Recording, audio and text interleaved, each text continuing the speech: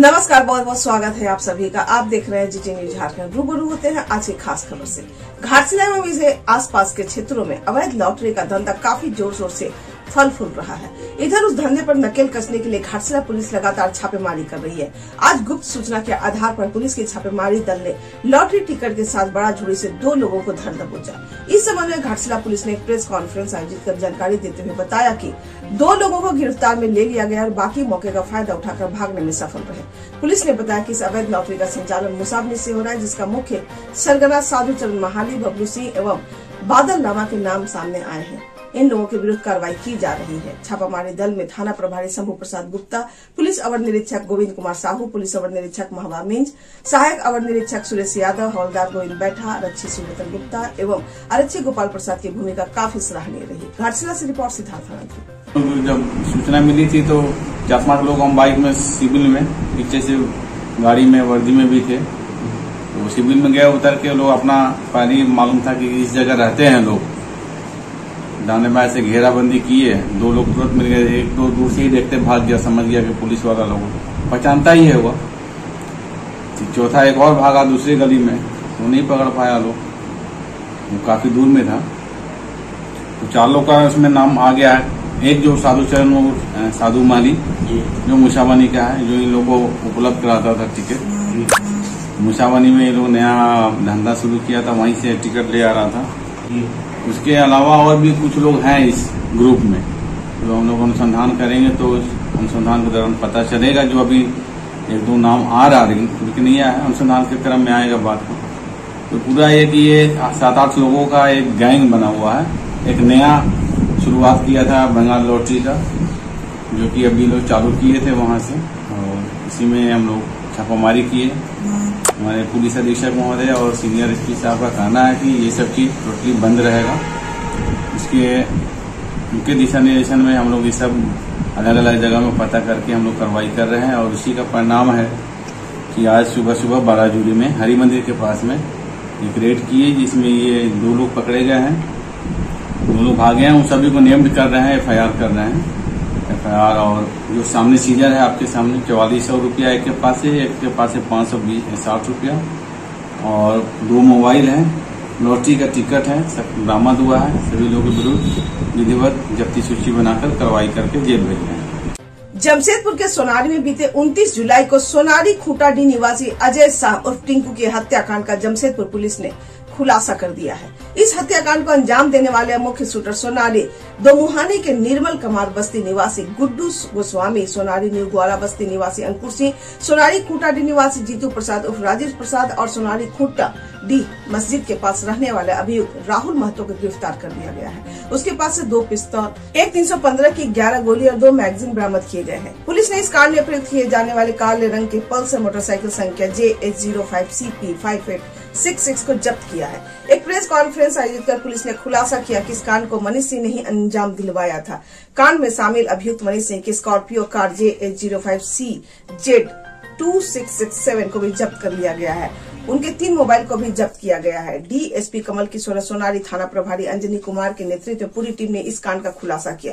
इस हत्या को अंजाम देने के पीछे पुलिस ने बताया कि हत्या की सुपारी मनीष सिंह ने दी थी। इस मामले में फरार चल रहे मनीष सिंह समेत 4 अपराधियों की तलाश की जा रही है। पकड़े गए 4 लोगों ने ही इस कांड को अंजाम दिया था। जुगसलाई में हुई मारपीट का बदला लेने के लिए भी टिंकू कोशिश कर रहा था। उससे पहले मनीष सिंह ने ही यह कांड कर दिया। शूटर गुड्डू गोस्वामी है, जबकि अंकुर सिंह भी साथ में था। जीतू प्रसाद, राहुल महतो ने इस कांड में रेकी और ट्रांसपोर्टिंग की भूमिका निभाई है। पुलिस को 4 और अपराधियों की तलाश है। जमशेदपुर से रिपोर्ट मोहम्मद करीम की। 29 जुलाई 2022 को सोनारी थाना अंतर्गत खूंटाडीह निवासी अजय शाह और टिंकू कन्हैया शाह के अज्ञात अपराध कर्मियों द्वारा गोली मारकर हत्या कर दी गई थी। उस घटना के आलोक में सोनारी थाना में सुसंगत धाराओं में प्राथमिकी दर्ज की गई और उसके बाद DSP हेडक्वार्टर 2 के नेतृत्व में एक टीम बनाया गया था, जिसका क्लोज मॉनिटरिंग सिटी एसपी कर रहे थे। और उस टीम में सोनारी थाना के थाना प्रभारी और उनके थाना के अन्य पुलिस पदाधिकारी भी काम कर रहे थे। टीम के द्वारा काफ़ी प्रोफेशनल तरीके से काम करते हुए जो घटना में संलिप्त 2 लोग जो स्पॉट पे थे, 2 लोग इनडायरेक्टली रूप से उसमें इन्वॉल्व थे जो रेकी कर रहे थे, इन 4 लोगों की गिरफ्तारी की गई है। घटना में कुल और 4 लोग जो शामिल थे, जिनकी गिरफ्तारी के लिए लगातार छापेमारी की जा रही है, उनको भी हम लोग बहुत जल्द से गिरफ्तार कर लेंगे। जो लोगों की गिरफ्तारी हुई है उनके पास से हम लोगों को 2 हथियार और कई कारतूस मिले हैं। साथ ही जिस बाइक से घटनास्थल पर जाया गया था उस बाइक को भी जब्त किया गया है। जो इसके मुख्य आरोपी हैं जिनके द्वारा पूरी षड्यंत्र रची गई थी, उनकी अपनी एक गाड़ी है 4 व्हीलर, उसको भी जब्त किया गया है। तो एज ऑफ नाउ हमारे पास 4 लोगों की गिरफ्तारी है जो इस घटना में शामिल थे। उनके पास से 2 हथियार और कारतूस बरामद किया गया है। कुल 4 लोग और आइडेंटिफाई हुए हैं जो इस घटना में शामिल है। उनकी गिरफ्तारी के लिए पुलिस लगातार छापेमारी कर रही है। इस घटना के पीछे जो मुख्य कारण बताया जा रहा है वो 2 है। एक, ये लोग किसी न किसी रूप से आपसी रंजिश था इनका। जो मृतक हैं उनका कारोबार था, वो जो कारोबार करते थे उसमें जो क्रिमिनल्स हैं वो कुछ किसी न किसी रूप से अपना अवैध कमाई का हिस्सा भी मांग रहे थे। ये एक कारण था। और दूसरा कारण ये है कि आज से लगभग 5 महीना पहले किसी कॉमन फ्रेंड के यहाँ किसी कारण से दोनों पक्ष में झगड़ा हुआ था, जिसको लेकर के भी जो अपराधी है मन में अपना खुन्नस और रंजिश पाले हुए था। वो भी एक कारण था इस हत्या का। और एक और जो चीज़ें सामने आई है हम लोगों को इन्वेस्टिगेशन के दौरान, वो ये है कि मृतक भी कहीं न कहीं इनको जानकारी था कि इनकी हत्या होने वाली है और ये लोग पुलिस को सूचना नहीं दिए और दोनों आपस में ही सलट लेने की बात एक दूसरे को कह रहे थे। तो इसी आपसी रंजिश में इनकी हत्या हुई है। जैसा मैंने बताया, अभी तक 4 लोगों की गिरफ्तारी हुई है। जो हथियार का इस्तेमाल हुआ है बरामद हुआ है, जो गाड़ी का इस्तेमाल हुआ वो बरामद हुआ है। 4 लोग अन्य फरार हैं जिनकी गिरफ्तारी के लिए पुलिस छापेमारी कर रही है। Thank you. कारोबार क्या होता सर? सर नाम बताइए। तो 4 लोग इसमें हैं। उसमें घटनास्थल पर 2 लोग हैं, 2 लोग रेकी कर रहे थे। इसमें घटनास्थल पे अंकुर सिंह है और जीतू। अंकुर और जीतू घटनास्थल।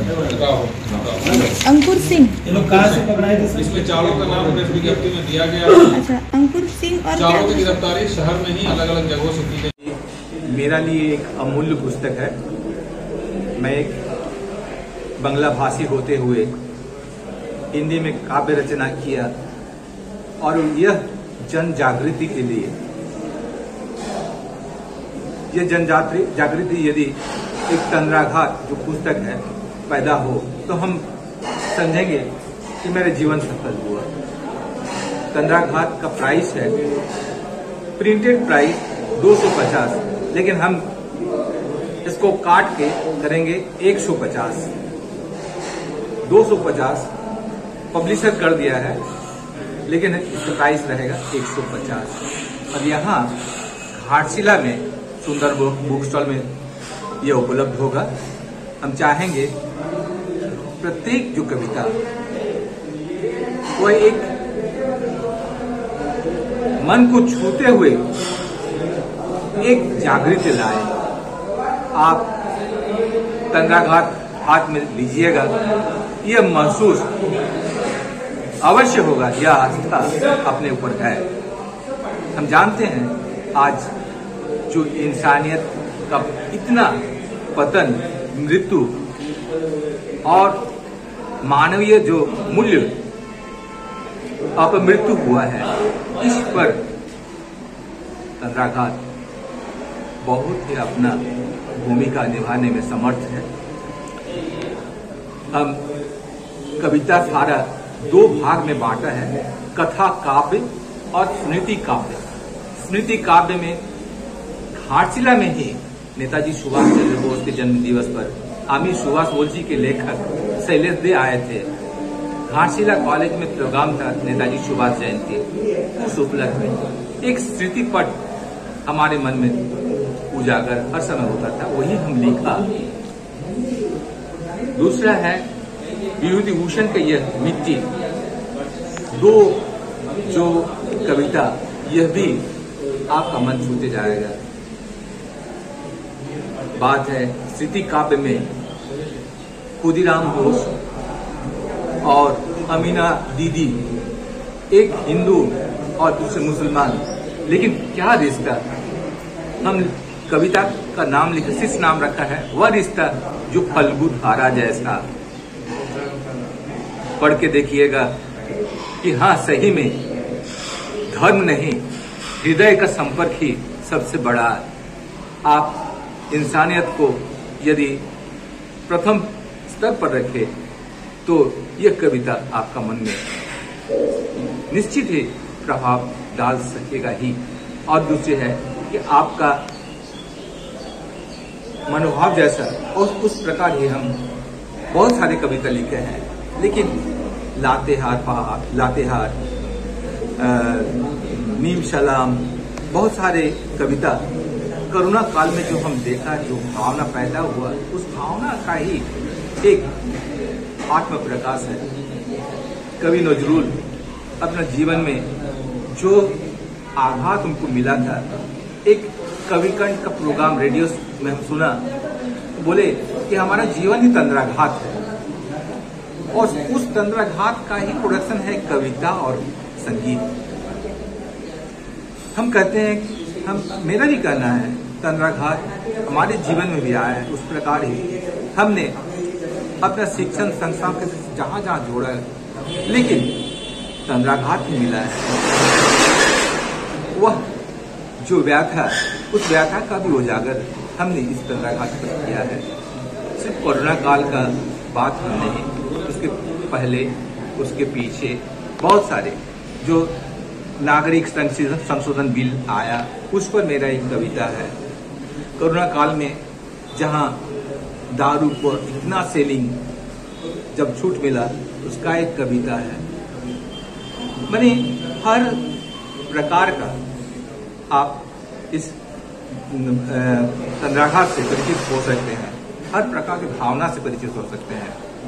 हर कविता में एक विद्रोह जैसा, एक ज्वाला जैसा, एक व्याख्या, एक वेदना का प्रकाश ही है। इस मायने में एक नाम सफल है, यानी जो आघात का प्रकाश हो। जैसे वाल्मीकि रत्नाकर, 10वें रत्नाकर से वाल्मीकि बने और जो उनका गुलाम थे कालिदास, तुलसीदास, उन लोग भी महाकवि बने। हम उस प्रकार ही हमें लाइफ में हर प्रकार का हाथ से ही हम तंद्राघात को लिया है। तंद्राघात उस भावनाओं का प्रकाश है। आपका परिचय? मेरा परिचय वीरेंद्र नाथ घोष। मैं करीब 1984 से 2015 तक 4 शिक्षण संस्थाओं में लेक्चरशिप में रहा।